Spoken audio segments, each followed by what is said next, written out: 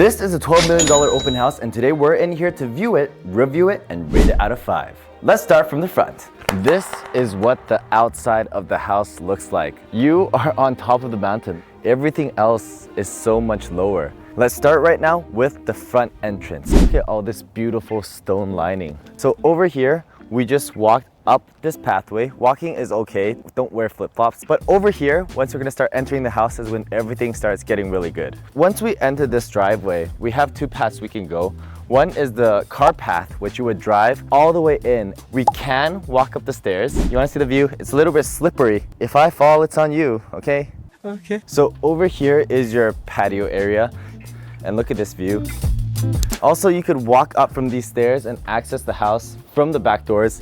Let's walk all the way around to the front of the house and go inside this house. Inside here, we can store a double car and a single car. What really I'm curious about for these parking lots is how deep are they? Maybe there's only 3 entrances, but inside you could park 20 cars, who knows? So those are the garages. This is the stairs up to the front entrance. Look at all this space you have. Now, snow is covering everything, but usually this could be greenery.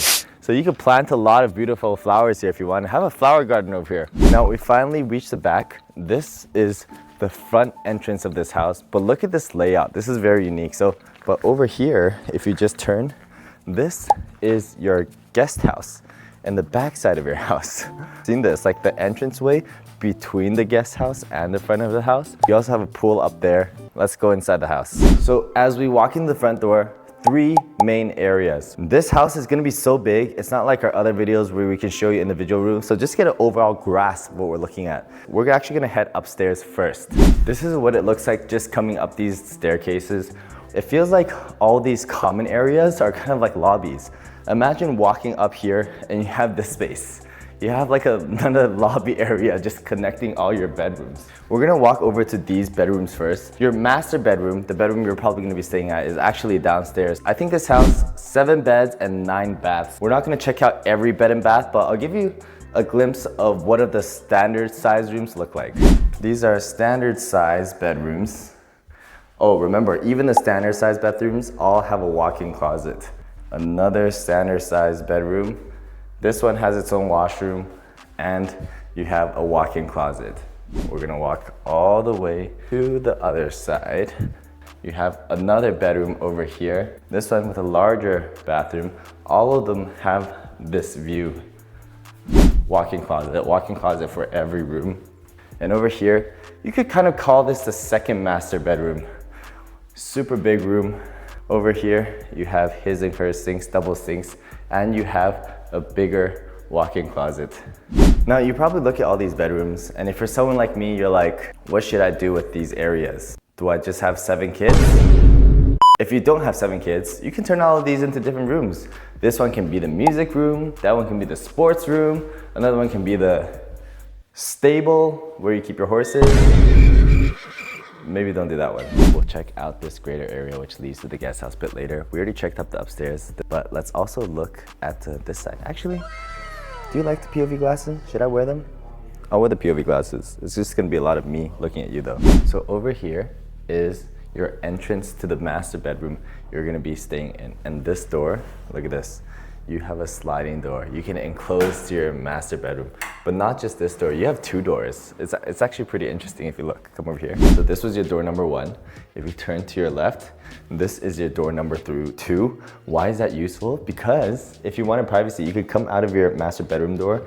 You could close this door, which you're gonna do, and you could just come out the back over here to the fresh air. Or you can turn 180 degrees. This is the master bedroom. Look at that. Look how big this place is. This whole place, to me, it feels already like a living room.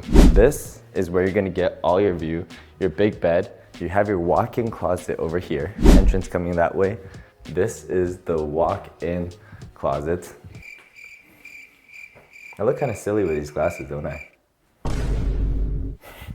2 views, man. We're trying to make better videos for you guys. All right, guys. This is the problem when you have big houses. Their open house has ended. It's time for us to leave, and we haven't even seen the whole house yet. This is what we're gonna do. We're gonna go vlog style. We're gonna show you the house real quick. All right. This is our master bathroom. It's pretty standard sized master bathroom. You'll see later that actually there's some other areas that have bigger bathrooms, but they might be more common areas. So view back here, and that's your whole view of the city. Let me just show you real quick. Look at that. Wow. Also depends on weather. It's a little bit foggy today, but you can probably see better. Over here, you can just wake up and right away, you can go into your porch area. You can also see into the living room. You're probably living with family. You're not living with strangers. Okay, we gotta go. They got 5 minutes and they gotta be closing up this open house. So, all right, over here, our living space area we're just looking at. You got a fireplace. This is probably where you're gonna put your TV. This, you can probably fit like 15 guests over here. This area, I would probably fill up a little bit more. It's a little bit empty for me. Since I have the music here, probably put in a little bit more instruments. Over here is your dining table. I think this is more used for catering. Yeah, this is kind of, I'm not currently at the status of living yet right now. But one of my favorite parts is this kitchen. This kitchen is beautiful. Imagine if I were filming videos here. You have that space over there. You have space over here. You have your 180-degree island over here. So good for video filming. Over here inside is your wok kitchen. Oh yes, you have your gas stoves in here. They know. If you're gonna be doing the real cooking, you're cooking in here. Wow, this house is very strategically designed. Huh, look at this pantry area. Whoa, look at all this pantry space. Oh my God. This is wow, this is so much pantry space. We're gonna walk out. That was the living room area. We were just over there. This is the master bedroom, but now we head to the downstairs. Over here is your movie theater. Now this movie theater is pretty unique. Like the size, like it's big, but the layout is, I'm not sure. You have couches here, you have couches there you'll have to put in. That area, I have no idea what it's gonna be used for. Like, I think maybe use it for like a fight ring. Over here, there's just so much space that you don't even know what to do with all this space. You wouldn't think 10,000 square feet is a lot, but it's actually a lot. Look how much balcony space there is over here as well. This is their table tennis. You can pull this up and it doubles as pool. You have your pool sticks over there. Over here is your bar area. This is your washroom. I think this is one of the biggest washrooms. Well, probably because it has a sauna and a little bit cubby space. So this is gonna be all your entertainment area. Yeah, it has no, it's more like these like bar sinks. And it has a washroom in here. We looked at upstairs, we looked at downstairs, we looked at the main floor. There's still one important area, which is the guest house in the back. We don't know what that area is, so we have to go over there and try to find out. So right now we're back in the kitchen. We are walking towards this new area. Who would have imagined? You think the house would end here? No, outside your kitchen, you have a walkway to this entirely back of the house. Now this is the guest house. Usually there's separate entrances, but this is whole house connected. First, we're gonna walk down to here. Oh, down here is the laundry room. Ah, okay. Laundry is done by the guests. Look how much space is in here. Let's walk back up. Okay, so now we're in this area over here. This is kind of like a guest lobby. So for these entrances, like this house, although it seems like you have to enter through the front and walk all the way around, there's doors everywhere. You can enter up there, you can enter over here. I've seen a lot of like $10 million, $20 million homes, but this is actually a home that's very like architecturally well designed. I'm in here, I'm like, this is actually beautiful. It's not just a big block of expensiveness. Up these stairs is a private pool. Look at this, ready? Look at this hallway. And this comes to your guest room. You have guest room number 1 with bathroom. This is your backyard, leads to all of the trails. And this is another room over here with another bathroom. And of course you can leave. Everything's connected. Since you have a room here, you don't have to walk through the entire house to get to the guest area. This house, the way it's designed, doesn't look big. It's supposed to make it look small and private. You know, it looks like a normal house. But when you're walking around here, like what I'm doing right now, you realize that this is not a regular house. And if anything, this price point is actually not an exaggeration. Like this house, what it costs to design, to build. Imagine, you know that land coming up? This is a like pure hill. For them to develop that into living terrain, they had to redevelop that whole landscape.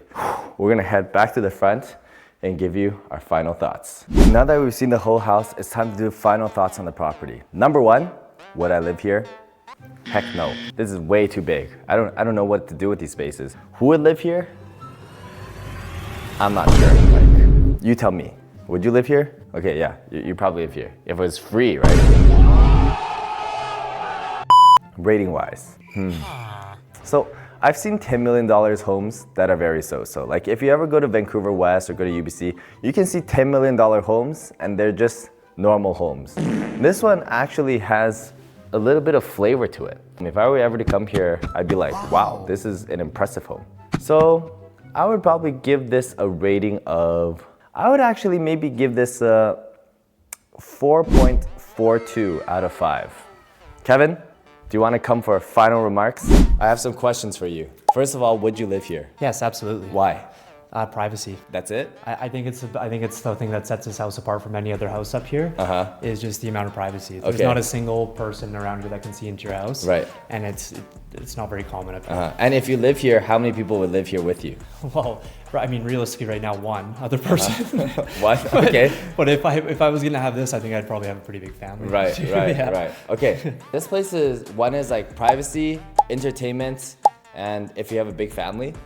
Yeah. I mean, like if you wanted to have a party here, if you had, you could get your, at least for mine, your whole extended family just in this one room, right, and have so much space. But yeah, I mean, it's definitely set up for entertaining. There's so much outdoor space in the front, all these patios and things we haven't been able to stage or utilize. That whoever buys this house, there's like every corner you turn, it's like a different vibe, a different little area, and it's just sprawling. What would you rate this house out of 5? I would rate this house 5 out of 5.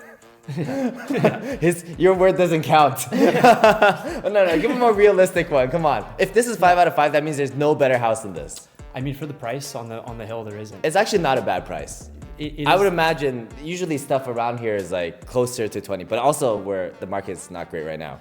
Yeah, it's true, but you don't have to look too far to find places that are listed for $7 to $9 million more that are also brand new, even smaller in square footage, and I mean further down the hill, which I think I love being at the very top here. Yeah. Okay, well, thank you. Yeah, thank you. All right, guys, if you enjoyed this video, I know today was a little bit rushed, but next time, if you comment down below, please don't rush. We'll make sure we don't rush. So like, comment, subscribe, and check out this video.